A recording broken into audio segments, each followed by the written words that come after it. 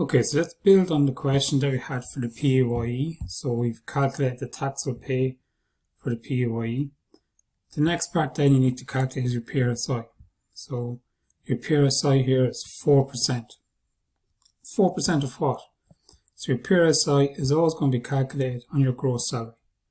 So your PRSI here is going to be 4% multiplied by his gross salary of 65,000.